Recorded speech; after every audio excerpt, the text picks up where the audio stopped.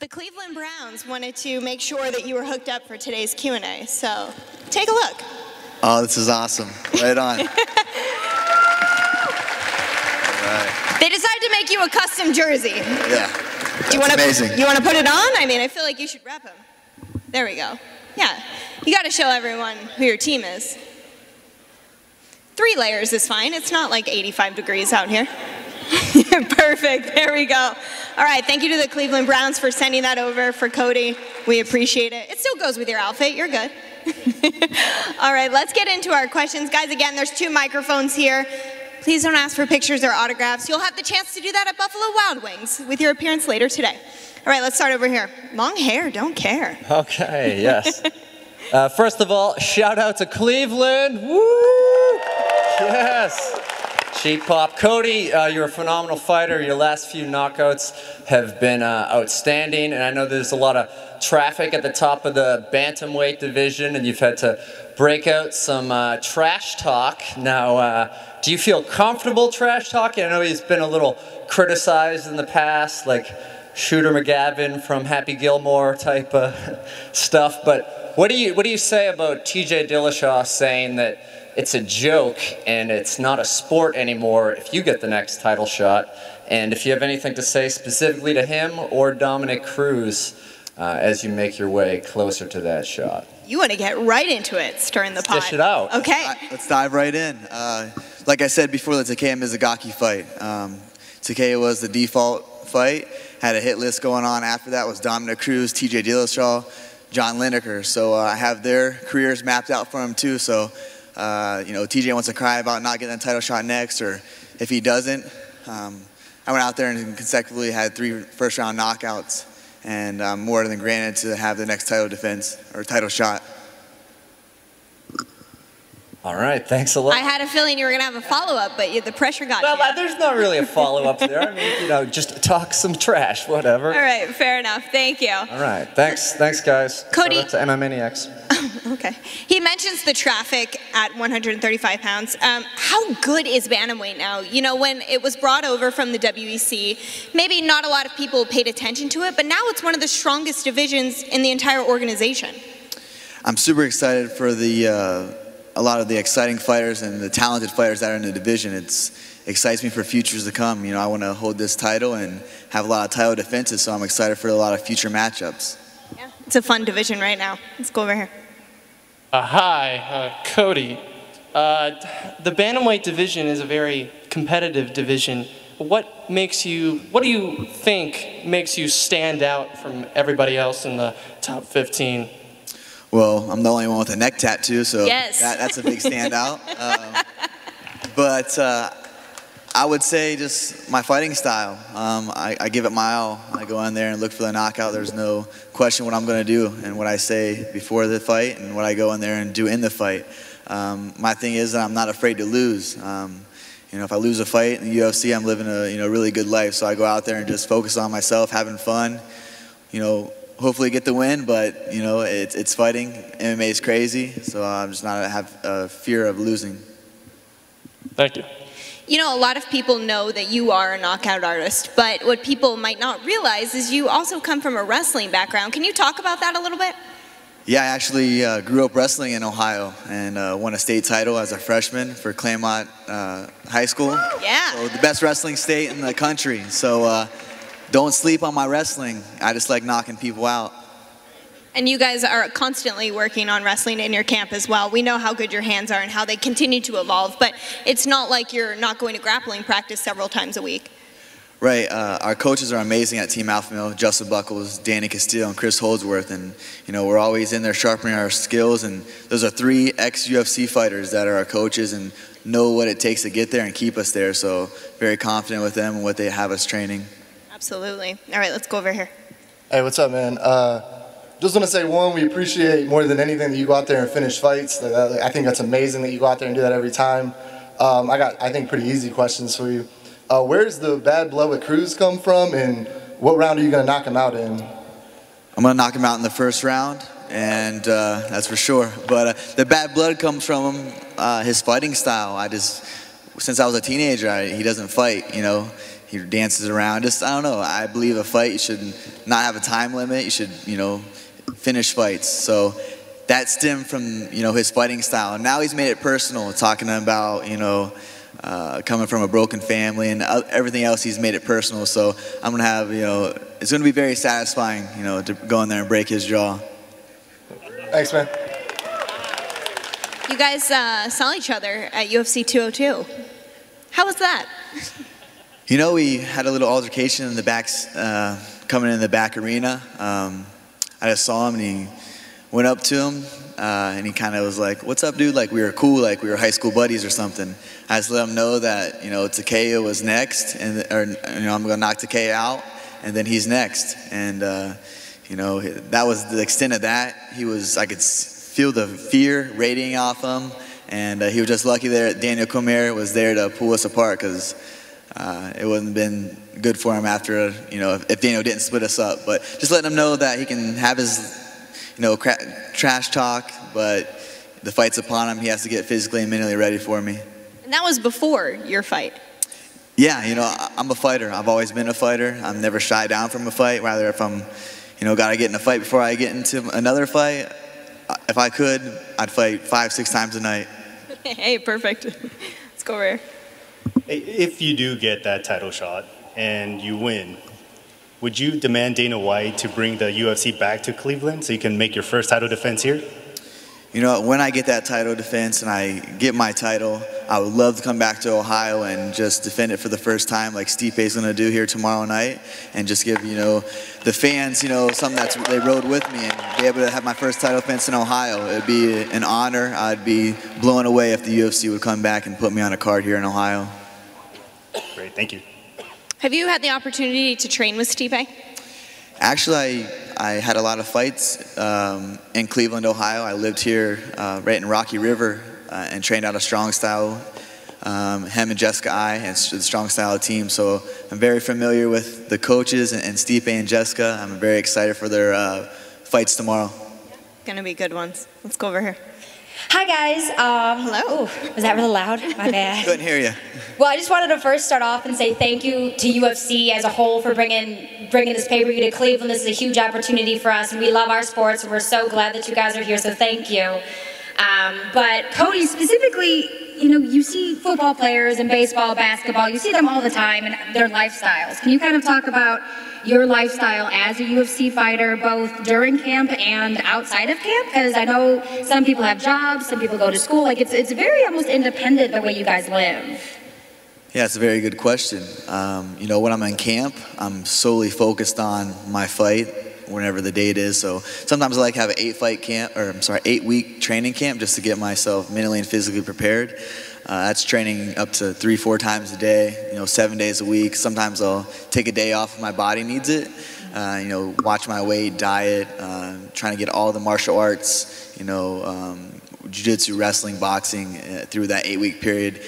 And, you know, focus on watching tape. So basically, you know, when I have a fight lined up, I'm just, you know, solely focused on getting the win and preparing myself for that.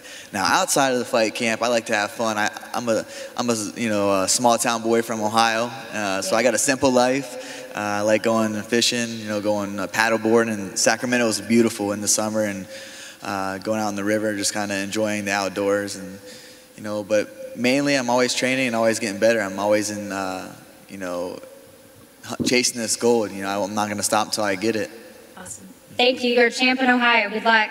Let's go here. Hey, how are you? Hi. Drove 7 hours from New York to be here. So whoa. That's awesome. That's awesome. Yeah, you get some claps. Best believe I'll be at the Madison Square Garden one too. I wasn't a believer in you until I saw the Thomas Almeida fight.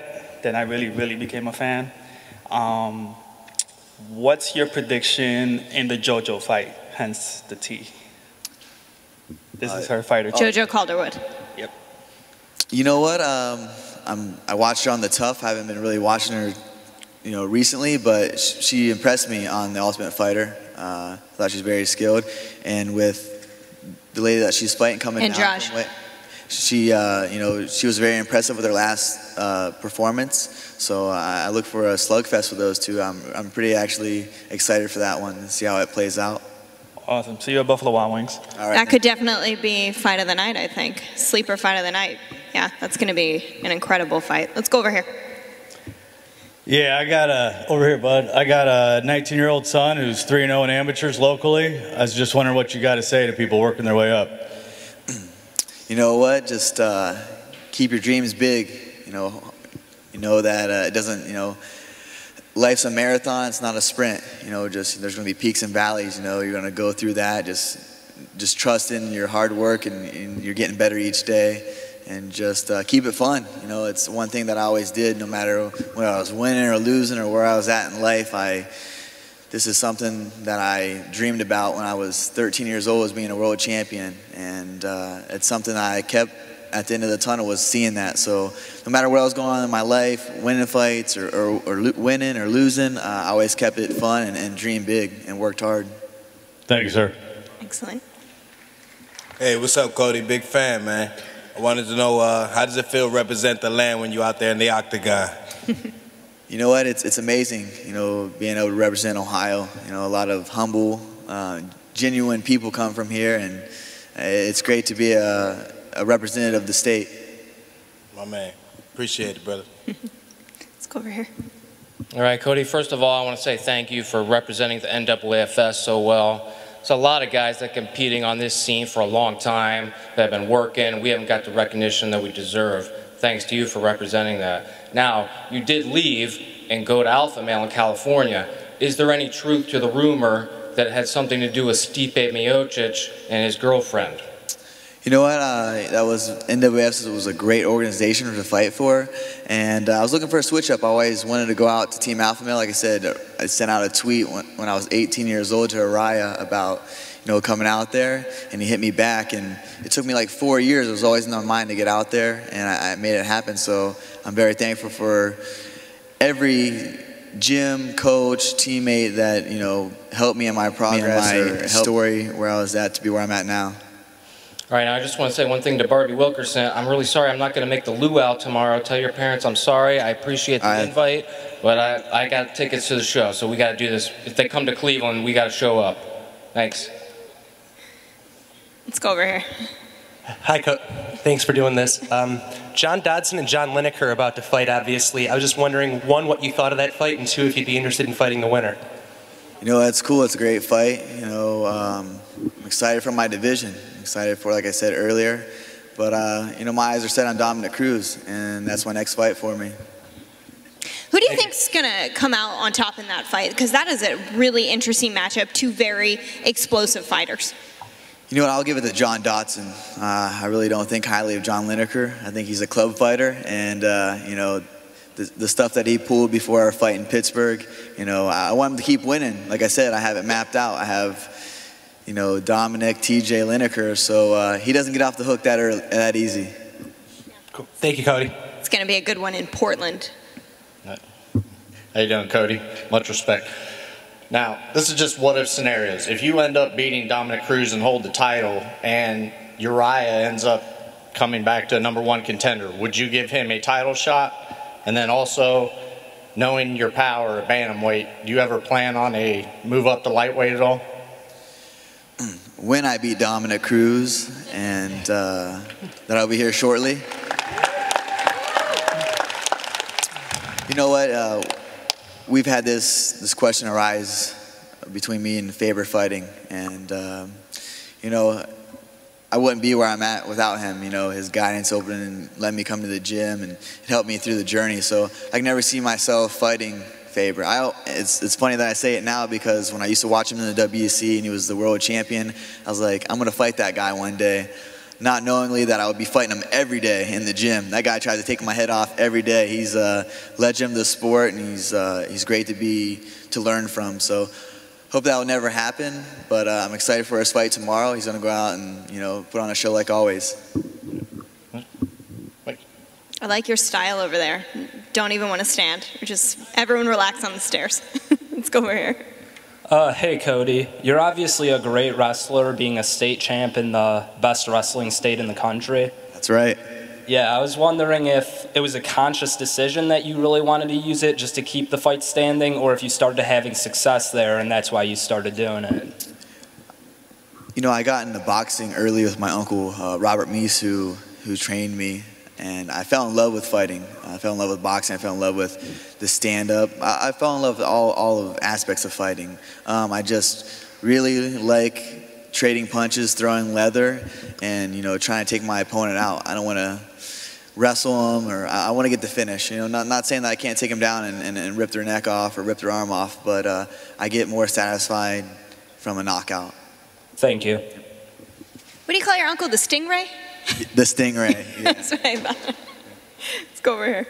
Hey Cody, how you doing? Just wondering what your relationship with TJ Dillashaw is. Were you guys ever buddies, and how would you like to defend your title against him? TJ, you know, he's part of the team, and, you know, it's a strong-knit community, or strong-knit team out there. You know, it reminded me a lot of a wrestling background. A lot of us were wrestlers, so it was cool. Like, we all come from different walks of the world, but, you know, we have that, a lot of us were wrestlers, so we have that knit, you know, as a wrestling team would have. So I love the team.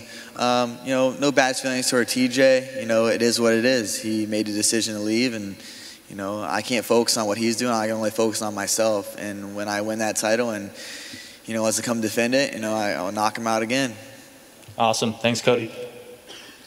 If you look at the division, where do you feel like TJ should go? Because, you know, we've got the matchups, like we said, with Dotson, and then you've got Dominic Cruz, who has the belt. Where do you feel like TJ kind of falls into this? You know what? I think that TJ's a great fighter. You know, he's a world champion. You're not a great fighter without being a world champion. So, you know, he should fall in line with, you know, where Caraway's at. Him and Caraway. Caraway's up at number 4, but Caraway doesn't want to fight anybody. He wants to act like he does. But I think they should fight since Dotson and Lineker are a match, and me and Cruz will be matched hopefully before the year's up. I think that he should fight Caraway. That's another top 5 guy. Gets him a win, and then, like I said, I can defend my title against him. Wow, 135 is just on fire. Let's go over here. Hey, Cody, how are you doing? Good, how are you? Great. All right, not too bad. I was wondering if, first 2 questions, if you don't mind. First one was how you're feeling after your last fight. You know, it wasn't that long ago. Yeah, I'm feeling great. You know, it was great to get in there, fight on an amazing card. The crowd was amazing. Always fighting in Vegas. I love fighting in Vegas, and especially fighting against a you know, tough opponent in Takam Mizugaki. A lot of respect for that guy. You know, he's been in since WEC days, so I didn't take him lightly, and you know, I had to go out there and do what I had to do, is get the first round finish. All right, and then if you don't mind, the second question is, you're very offensive, like not verbally offensive, but in the fight you take offense more than defense, or at least it seems. And I was wondering if that's part of your mentality that you're born with, or if it's changed since your wrestling days to your fighting days. You're talking about how my offensive, like throwing hands? You don't seem to think about defense a lot during the fight. You're constantly progressing and advancing. You know what I'm trying to do? I'm trying to get the heck out of there. So I'm trying to throw those hands as hard and fast as I can, and hopefully I connect on the chin and put him to sleep and collect 2 checks and get back in the gym and keep grinding. All right. It seems like a good plan. It's been working for you, and I wish you the best of luck. Well, thank you so much. It's the best plan you can have. Sprawl and brawl. Let's go over here. First, I just wanted to ask if you would prefer to avoid fighting TJ. I know you'd prefer to have a title shot, but since you used to be teammates, do you think that he should fight Brian Caraway, since he obviously wants to avoid fighting you? First, I'm going to point out that amazing shirt you have on. Thank you for the support. You look great in it. Thank you. I don't avoid any fights. You know, like I said, I'm a fighter, and that's what I want to do is stay busy and fight the best in the world, because to be the best, you have to beat the best. So whoever they put in front of me, I'm more than confident that I'll go in there and fight my heart out and win or lose. But like I said, my dream has been to be a world champion, and it's been I feel like it's my destiny to get that gold belt, and I'm not going to stop until I get it. Do you see, if you did fight TJ, since you're both like wrestling, most of your fights has ended with knockouts, would you think that would be more of like a ground fight between the 2 of you? he would sure the heck hope he takes me to the ground, you know. Good luck with that. But any of these fighters, that's what they want to do. They want to take me to the ground because they never seen my ground game or never seen any of my wrestling. But it's fine, you know. If you push me to, 5 rounds deep, you know, I'm gonna show a lot more than just that I can knock people out. I'm gonna show a lot, a lot more skills. So, I'm looking forward to, having, these fights help me open up more and grow as a fighter. I love the challenge. All right, thanks. Thank you. Hey, Cody. Welcome back to Cleveland. You brought your belt. Everybody's asking you